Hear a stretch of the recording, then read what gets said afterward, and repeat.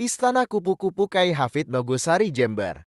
Di Kabupaten Jember, ada beberapa tokoh yang sering disiarahi banyak orang, di antara makam ulama yang paling ramai serta paling banyak dikunjungi masyarakat di Kabupaten Jember. Pertama, makam Habib Sholeh bin Muhsin Al-Hamid Tanggul Jember. Kedua, makam Mbah Kyai Muhammad Siddiq Jember Kota. Ketiga, makam Mbah Kyai Hafid Nogosari Rambi Puji Jember. Kyai Ahmad Hafiduddin bin Usman Basyaibal, yang lebih dikenal dengan sebutan Mbah Kyai Hafid Nogosari gelar Nogosari, karena beliau tinggal dan juga wafat di Desa Nogosari. Beliau berasal dari Desa Brongkal, Kecamatan Pagelaran, Kabupaten Malang. Ayah beliau sendiri bergelar Kyai Ageng Usman, berasal dari Mataram, dan masih ada keturunan dengan Raden Fatah sekaligus juga keturunan Prabu Brawijaya Majapahit. Kyai Ageng Usman sendiri makamnya ada di pemakaman Grebik, Malang.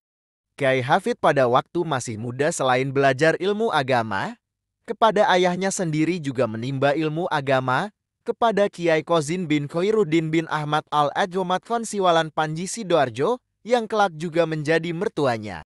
Setelah beberapa tahun beliau belajar kepada Mbah Kyai Kozin, Kyai Hafid berangkat menimba ilmu di Mekah kurang lebih selama 7 tahun. Menurut salah satu sumber dari almarhum Mbah Kyai Ibrahim Pasuruan teman mondok Mbah Kyai Hafid, bahwasanya menurut beliau jika Kyai Hafid juga berguru kepada Kyai Muhammad Khalil bin Abdul Latif Bangkala selama kurang lebih 16 tahun.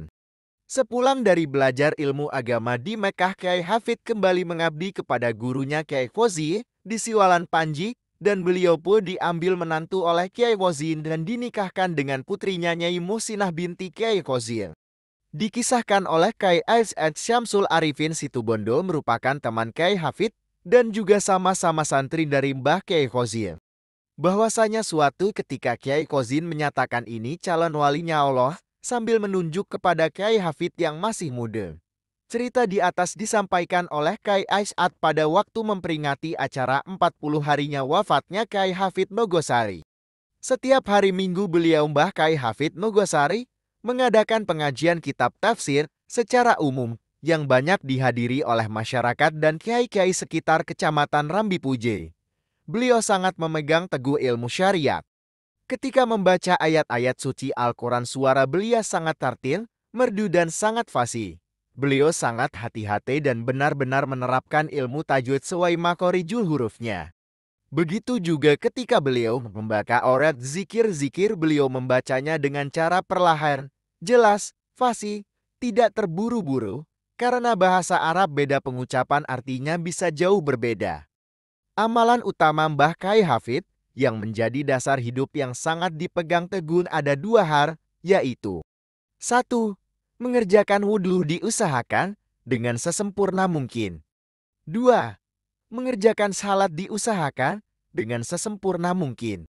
Kemuliaan seorang hamba di hadapan Allah diukur oleh ketakwaannya. Ukuran ketakwaan seorang tergantung kualitas salatnya. Ukuran kualitas salatnya seseorang tergantung dari kualitas wudhunya. Semakin manusia dekat dengan Tuhannya, maka semakin baguslah salatnya. Salat yang bagus, karena orang tersebut senantiasa memperhatikan wudhunya. Salat adalah gerbang marifat menuju mihrab ilahi Rabbi, dan wudhu adalah kuncinya. Maka jika seseorang ingin merubah perilakunya, maka ubahlah cara salatnya dari salat yang biasa-biasa diusahakan menjadi salat yang berkualitas. Untuk bisa melakukan salat secara berkualitas, maka perlu diubah cara wudhunya. Dari cara wudhu yang biasa-biasa saja diusahakan wudhu sesempurna mungkin. Sampai-sampai Mbah Kyai Hafid ketika akan melaksanakan sholat beliau berdandan terlebih dahulu, memakai minyak wangi, memakai celang, memakai jam tangan, memakai sarung paling bagus, pakaian paling bagus, jubah paling bagus, serban yang paling bagus. Karomah-karomah beliau. Beliau tidak hanya terkenal dengan kealimnya, tapi juga dengan kekeramatannya. Banyak orang yang sowan kepada beliau minta sambung barokah doa, mulai dari habib, ulama, kiai, masyarakat umum, dan orang-orang non-muslim, juga orang-orang Tionghoa atau Cina. Habib Muhammad bin Ali Al-Habs dari Ketapang Probolinggo sendiri sangat menghormati Mbah Kyai Hafid Nogosari, Sampai-sampai karena tazimnya Habib Muhammad beliau tidak berani duduk di hadapannya tanpa seizin Mbah Kyai Hafid. Menurut beberapa sumber, yang bisa dipercaya salah satu kekeramatan Mbah Kyai Hafid yang luar biasa, yang Allah anugerahkan bahwasanya beliau sering dirawuhi dikunjungi Rasulullah secara yakdal secara sadar. Kejadian ini sering terjadi kepada orang-orang yang sudah menjadi pilihan Allah, yang memiliki tingkat mahabbah billah serta mahabbah bi Rasul yang tinggi. Suatu hari sekitar tahun 1975 Mbah Kyai Hafid kedatangan tamu istimewa dari Brongkal Malang, yang tidak lain adalah adik kandung beliau sendiri yang bernama Kiai Muhammad Khalil bin Usman Mbah Khalil Brongkal, yang rencana mau pamitan kepada sang kakak untuk menunaikan ibadah haji. Belum sempat Kiai Khalil masuk rumah, tiba-tiba Kyai Hafid sudah keluar untuk menyambut sang adik, langsung menciuminya dan memeluknya begitu lama sambil beliau menangis.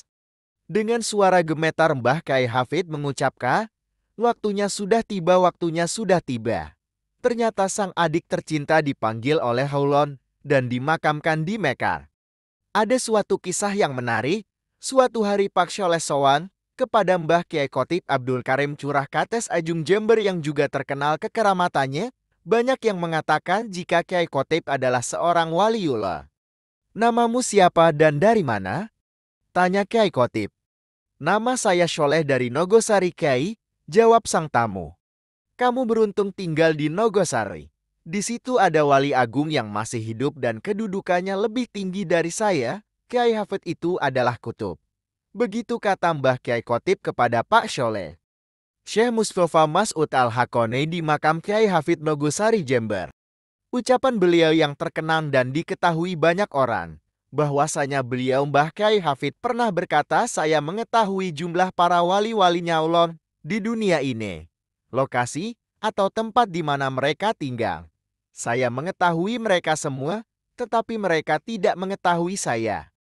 Suatu ketika Mbah Kyai Hafid di depan rumah beliau, tiba-tiba Kyai Hafid berteriak-teriak memanggil Wahyu. "Wahyu, kamu segera ke sini." Wahyu adalah hadam sekaligus santrinya Mbah Kyai Hafid. "Ada apa Mbah Kyai?" tanya Wahyu. "Sebentar lagi akan ada peristiwa besar. Aku melihat di langit ada tulisan besar La ilaha illallah Muhammadur Rasulullah, yang arahnya dari Pasuruan, tepatnya di lokasinya Kyai Hamid Pasuruan. Dan aku juga punya tulisan itu berada atasku," jawab Kyai Hafid. Tidak berapa lama peristiwa besar tersebut terjadi. Sang bumi bersedih karena seorang pelayan umat yang penuh dengan kekeramatan yang dicintai Allah, Kiai Abdul Hamid Pasuruan, menghadap kepada sang Khalid. Tidak berselang lama dari meninggalnya Kyai Hamid Pasuruan, Mbah Kyai Hafid pun menyusul menghadap keharibaan ilahi Robbi pada hari tanggal Senin 27 Syafar tahun 1406 Hijriah. Dalam usia kurang lebih 105 tahun dan meninggalkan 12 putra-putri, dan di antaranya yang masih hidup, Kiai Nur Ali Yasin, Kiai Imam Ahmad Nur Sadar, dan Kiai Hasan. Wallahu alam bishawab. Terima kasih.